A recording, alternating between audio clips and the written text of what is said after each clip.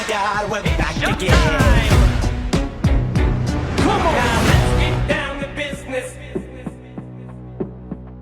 Na nararamdaman nga ng ating Pangulong Bongbong Marcos Jr. Kamakailan, isinugod siya sa ospital dahil nakaramdam po siya ng discomfort. Ang saninga nitong tinatawag na diverticulitis. Yan. Ano ho ba itong diverticulitis, Doc, sa simpleng paliwanag po?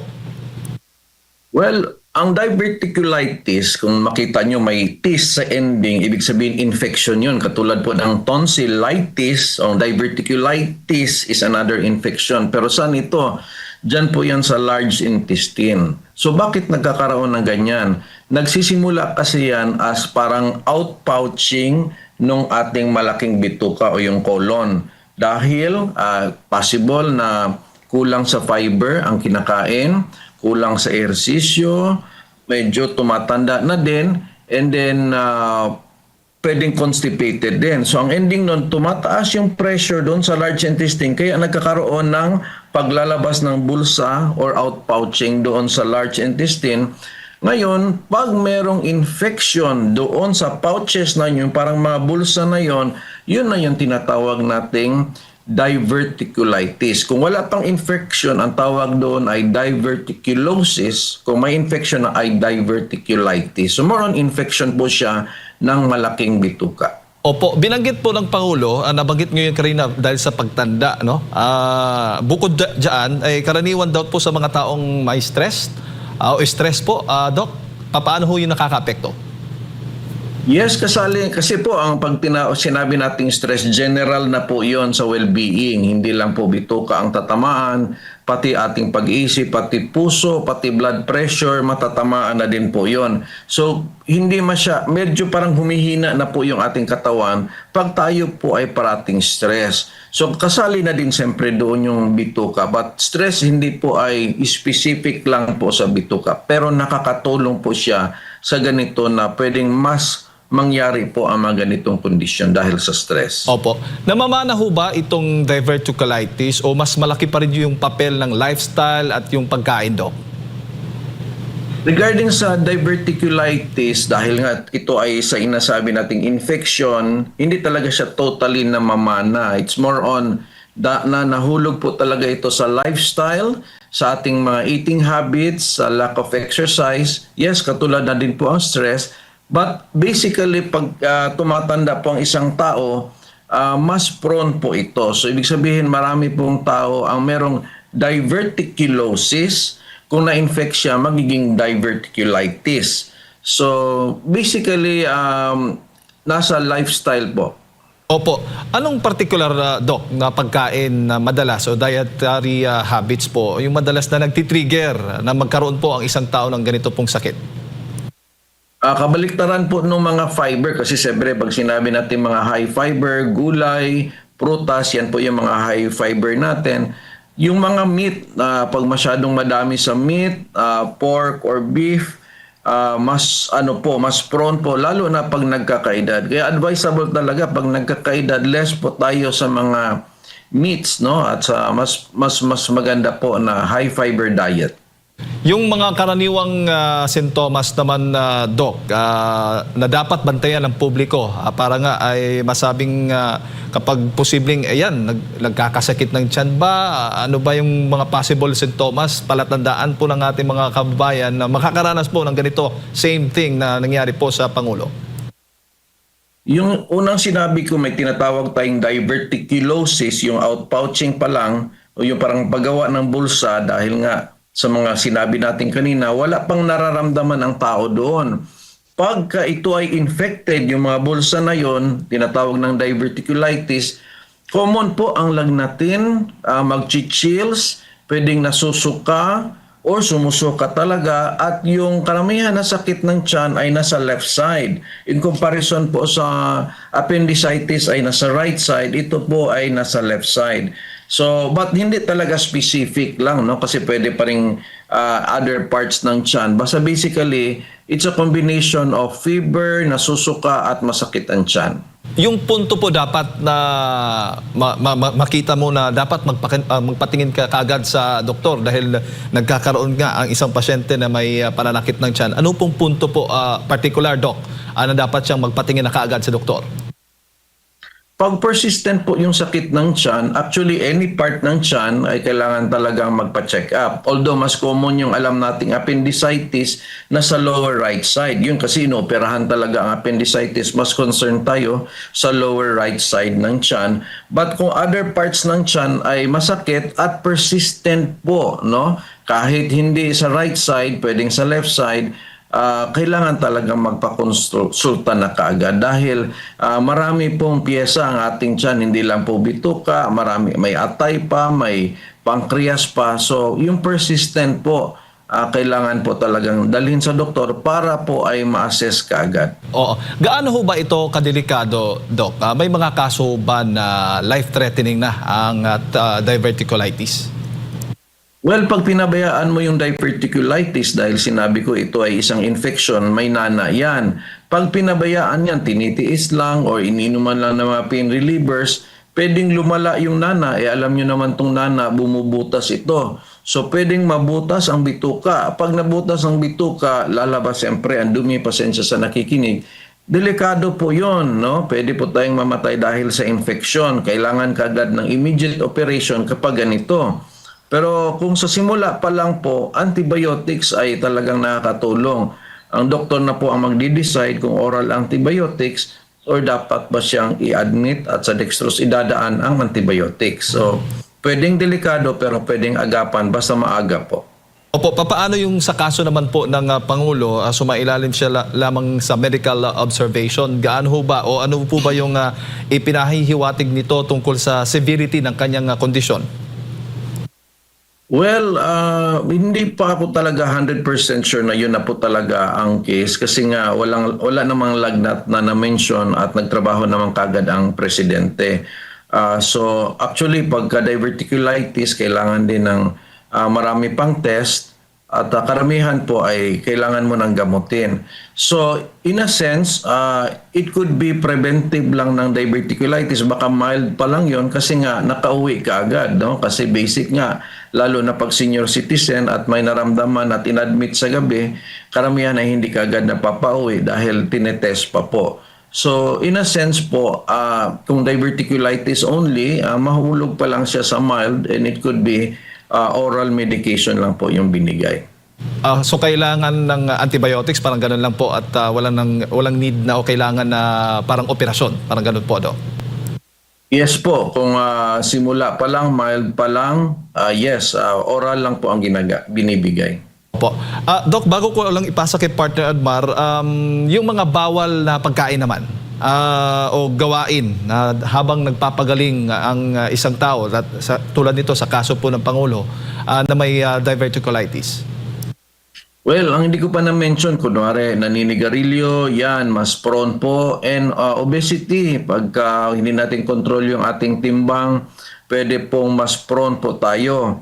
And then yung hindi regular na pagdumi, yung gusto nating pinipigilan, no? So bawal yon. So kailangan regular ang pagdumi. Kaya advice yung high fiber dahil mas lumalabas ng smooth, no? Kasali na din doon yung walking, exercise dahil mas lumalabas ng smooth yung ating dumi in comparison lang po sa sedentary lifestyle na pahiga-higa pa upo-upo all day, hindi po healthy sa katawan yon.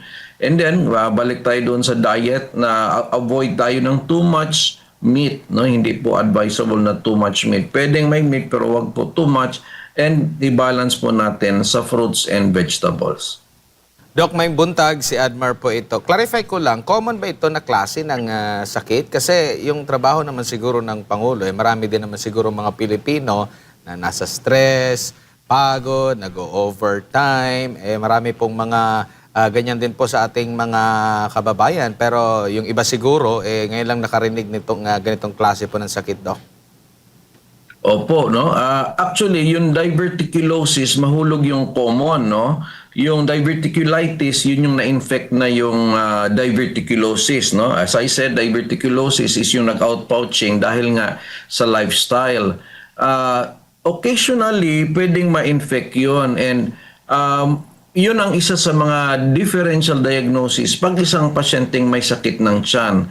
So lalo na mga senior citizen, pag masakit ang tiyan, nagpapacheck up, common po sa mga internal medicine, sa mga doktor na iniisip ito aside doon pa sa iba pang mga sakit katulad ng ulcer, iniisip do appendicitis, and of course yung mga other colon issues like mga tumor, kasali yun, pero iniisip talaga doon ang diverticulitis. So in a sense na iniisip ng mga doktor ito na kasama sa possibilities, it's still under sa level na possible and common.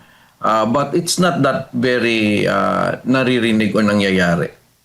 Kasabay po ng pagputok ng issue po doon sa dinala sa ospital ang Pangulo at yun nga yung nabanggit na diverticulitis.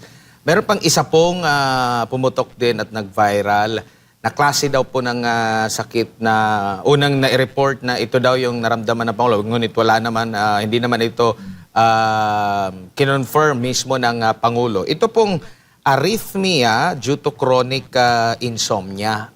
Doc, para sa kalaman nating mga kababayan, ano muna itong arrhythmia? Well, pag sinabing arrhythmia, sa puso na po yun. Pag sinabing chronic insomnia, kulang sa tulog. So, and actually pag mga senior citizen, prone talaga yan sa mga heart condition, no? Everybody. So, pag kulang sa tulog, pwede pong mag-malfunction yung puso, no? Kasi kailangan talaga na kondisyon yung ating katawan. So, pwedeng magkaroon ka ng chest tightness or mahirapang huminga. Pwede din po yan, kunwari ay may talagang may high blood, no? Kung may high blood, may hypertension, or mataas yung cholesterol, maapektuhan din yung pagpitik ng puso na eventually pwede po mag-lead sa arrhythmia na pwede po siyang matawag na delikado. Opo. And ano naman yung common? Same din po ba? Sa lifestyle din po ba? At saka yung paggamit din ba ng ipinagbabawal na gamot, maaaring mag-trigger din po dyan, Doc? Yes, mas common ang arrhythmia or heart issues, even hypertension sa mga paggamit ng mga bawal na gamot. Lalo na kung naapektuhan na din ang pagtulog, no? Kasi mas weak na po ang katawan kapag ganon. So yes, mas common ang arrhythmia, heart issues regarding paggamit ng pagbabawal ng gamot in comparison po sa mga diverticulitis. Opo, lipat lang po ako ng klase ng sakit po, Doc, kasi napapansin ko po na marami po ngayon ang nagkakaubo, nagkakasipon at nilalagnat. Ano ba ito? Panahon ba ito ng ganito? Ubo, sipon at lagnat? May season ba ito? Ito na ba yung super flu ba yung tinatawag? Doc, ano pong reason yan? Well, itong lamig ng panahon, nakakahina ito ng ating defense, no? Dahil pag ang ating humid ay mababa, dahil nga sa lamig ng panahon, nagda-dry po yung ating ilong, sa loob ng ilong. Pag nagda-dry yan, mas mahina yung ating defense. So mas madali makapasok ang mga viruses, mga bakterya sa ating ilong, kasi dapat parang iwa-warm yan para maproteksyonan, no? Kaya lang dahil sa lamig, mas nakakapasok. So that's one reason. Number two is mas tayo ngayon, mas crowded tayo dahil nga malamig in comparison sa kung mainit ang panahon, no? Kung malamig ang panahon, mas maraming crowded places tayo na pwede tayong makalanghap na mga sakit doon. Kaya common ito sa mga panahon ng ganito, no? Nagsisimula ito ng mga bear, pero medyo mas malamig nga ngayong January. Opo, and so yung pagsusuot po ba ng face mask gaya nung ating nakasanayan na noong pandemic, kasi halos ganito rin yung sintomas, effective pa rin po sa kasalukuyan po, Doc? Yes, very effective po ang pagsuot ng face mask, especially po pag ikaw po ay senior citizen at alam mong madali kang mahawa, mas maganda pong magsuot ng face mask. And of course, kung ikaw po ay may ubot sipon at hindi mo pagilang lumabas talaga ng bahay, kailangan mo rin mag-face mask para po hindi ka po makahawa. So yung regarding pala, Admar, doon sa super flu na po ba ito, siyempre doon sa mga nababasa nating mga data, hindi pa naman daw ganun kadami ang super flu dito sa Pilipinas. But basically, flu is flu, no? Kahit pa hindi natin tawaging flu, super flu yan, katulad lang po airborne at nakakahawa. Hanggang kailan ba, Doc, parang titingnan, monitor ng bawat pamilya? Kung may isang miyembro dyan na nagkakabo, kasi alam nyo naman po, meron naman pong mga gamot na over-the-counter, no, na nabibili for gamot, for sipon, for lagnat. Kailan magde-decide ang isang pamilya, lalo na si tatay at si nanay, na, uy, padala na natin sa ospital ito? Good question, no? Kasi ang flu ay tinatawag nating viral infection. Viral infection, pwedeng walang antibiotics, pwedeng walang gamot, pwedeng nga tubig lang.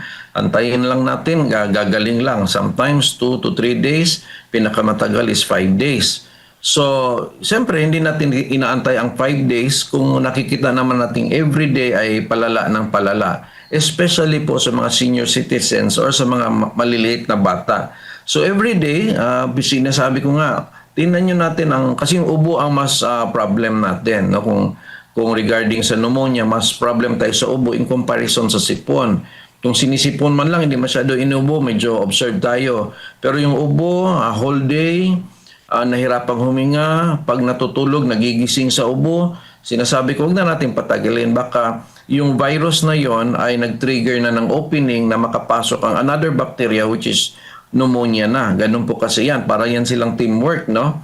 So, pwedeng even on the second day, pa-check up kasi palala ng palala. Pero kung makita mo namang hindi naman hirap, may lagnat lang, most likely flu lang po ito. So, rest lang. Importante kumakain, nag-hydration. Pero kung ayaw nang kumain, masyado nang matamlay, yun, immediate, dalhin na kaagad. Pero kung hindi naman matamlay, you can observe until the 5th day as long as hindi matamlay. Pero sinasabi kong 6th day na, parang hindi na flu, bakit lumampas na ng 6th day?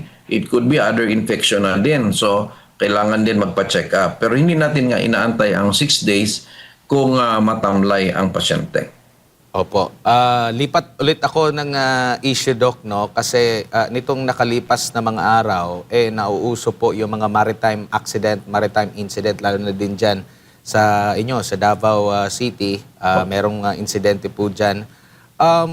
Pag mga ganito po ba, paano po ba maging safe or makaligtas ang isang individual? Kasi natanong ko rin ito kasi kanina ring madaling araw, isa na namang Roro vessel ang lumubog dyan, papunta ng Hulo from Zamboanga, dyan sa bandang Basilan po, nagkaroon ng paglubog. Doon kasi sa Davao, nakita ko kasi may life jacket yung pero na-declare na kumbaga namatay. Walang kasiguruhan po ba na naka-life jacket? Ano yung mga common na mga dapat tandaan na lang ng ating mga kababayan sakaling magkaroon ng aksidente po sa karagatan po, Doc? So yes, number 1 yung life jacket, no? But yun na nga, kung may life jacket, kailangan din may immediate rescue. Kasi ang kalaban natin dyan is dehydration, then siyempre starvation. Pero dehydration ang number 1. Kaya iniisip natin sana may mga tubig man lang na nakakabit sa ating katawan na para pwede nating inumin. Oras kasi pag na-dehydrate tayo, tapos nasa babad tayo ng tubig, so meron din tinatawag na hypothermia that will also decrease our chances of survival dahil nga sa lamig ng katawan, dehydrated ka pa. So pwedeng magkaroon ka na ng multi-organ shutdown doon pa lang na rason. So pero kung hydrated ang isang pasyente, mas may chance of survival kahit pa tumagal ng ilang araw. Yung starvation naman, pwede na ngang yung ang sabing ng isang survivor, kahit yung mga grass lang ng dagat ay kinakain-kain niya. Pero yung tubig nga ng dagat, hindi mo pwedeng inumin yun. Kung sana mainumin yung tubig ulan, pag umulan, that's a big chance of survival again. But on the other side, kailangan talaga nating pakinggan ang ating mga advices ng mga nag-guide sa atin sa karagatan kung pwede po tayong maglumayag, no? Yun din ang pinaka-importante. Opo, nabanggit mo, Doc, na yung dehydration yung isa sa mga magiging kalaban. Tapos hindi rin pwede yung tubig alat o yung tubig dagat po, Doc. Bakit po? Tubig din yun. Makakakos ba ito ng ano bang possible explanation? Kasi ano siya salt siya. So actually ang salt na salty water magpo-pull out sa tuloy ng tubig, no? So ininom mo siya pero hindi siya magbibigay ng tubig sa katawan, instead ihahatakin yung tubig papunta sa kanya, no? Yung tinatawag nating osmosis. So kailangan walang salt yung iinumin mo para i-absorb ng katawan mo. So hindi ka ma-hydrate by just drinking the salt water. Opo, and nabanggit nyo rin po. Pero meron mga insidente rin na umaabot din ng linggo o buwan na nasa karagatan pero nakakapag-survive po, Doc. Meron din bang parang naka-built-in sa katawan? Meron bang klase ng katawan na kaya din mag-stand ng ganyan na nababanggit nyo po na maaaring peligro? Yes, basically nakaka-advantage din kung ikaw po ay dyan nagtatrabaho. Kunyari ikaw ay talagang bangkero, yan na parati kang lumalangoy sa dagat araw-araw. Yan sila po dahil na-adjust na po yung kanilang katawan sa survival mode, no? Like sa init ng panahon, sa lamig ng tubig, pati yung oxygen level ng katawan nila well adjusted. So mas may chance sila, and of course yung edad, no? Pagka bata-bata pa, 20 plus, 30 plus may laban, pero pag mga 50 to 60 medyo mahirap. So napakalaking bagay yon, no, na hindi tayo kasi sanay na yan ang ginagawa natin araw-araw, so less po ang chance na mag-survive tayo sa ganong sitwasyon. Opo, pero sa tingin niyo po, Doc, halimbawa nagkaroon ng aksidente, nawala siya na lang nasa kalagitnaan ng karagatan. So, kumbaga, diretso na siya agad, lalangoy ng kasi baka maabutan siya ng dehydration or yung nabanggit niyo po na hypothermia kapag nagtagal pa siya sa laot? Siyempre, kung ating makita po yung island na nearby, doon tayo papunta at magflo-float lang tayo using the ating life vest. That would be best, no? Pero kung talagang wala kang nakikita, you need to conserve kasi yung remaining energy mo kasi malulubat ka rin. Lalo na nga hindi ka nga swimmer. So better stay and rest na lang and wait for the rescue. Kung wala talagang analysis na saan ka pupunta. Kasi ganun lang din pupunta ka sa ibang area, hindi mo din alam kung saan ka papunta. So pinaka-importante sana yung communication na mayroong kagang magre-responde dahil yun na nga, tinatawag nating time is gold. At siyempre, sabayan din natin ng dasal with God's wisdom na ano ang dapat gawin on that particular situation dahil nga mahirap sagutin ang tanong na yan pag andyan na po tayo na sitwasyon. Opo, mahirap po talaga pag mga ganun, lalo pag naunahan po ng anong tawag nito, takot, no, magpanik kasi ganyan po yung tendency. Buti nga lang yung may yung pinakauna nga nakaka-survive po, no. Di ko alam kung marami pang missing pero ang pinaka-latest naman ngayon dito naman po sa pangyayari pa sa ngayong kaninang madaling araw po, marami-rami ito. Nasa 300 daw po itong pasahero ng isang Ro-Ro vessel. Yan din po, no? Natanong ko lang para at least may marinig ang ating mga kababayan po. Kahit walang sama ng panahon ngayon, amihan lang. At pag amihan, nakunay ko agad, Doc, yung sinabi mo na hypothermia, malamig na panahon po ito, malamig na hangin. So magdadagdag po talaga yan. So basically, mensahe na lang po, Doc, sa ating mga kababayan. Baka may mga tanong pa din si mamaya, si partner Jade. Sa mga ganito pong sitwasyon, para at least alam nila ang kanila pong mga gagawin po in case po, no? Kasi dito pa naman sa Pilipinas, pulo-pulo po tayo, isla-isla, and common po pa rin po dito yung paggamit po ng mga sasakyang pangdagat.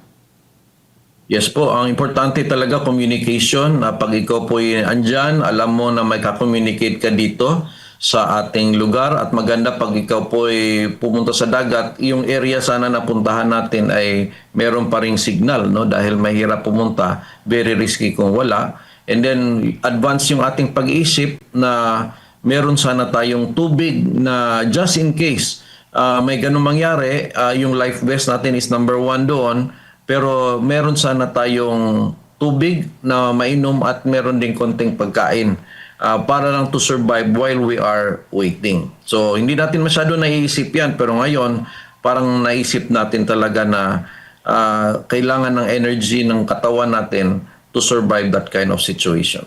Opo. Doc, siguro maraming salamat po sa uulitin po, Doc, at marami pang mga issue patungkol po sa kalusugan ang dapat malaman ng ating mga kababayan. Maraming salamat po sa pagbibigay po ninyo ng impormasyon na ngayong umaga. Sa ulitin po. Thank you. Daghang salamat, Jade and Admar.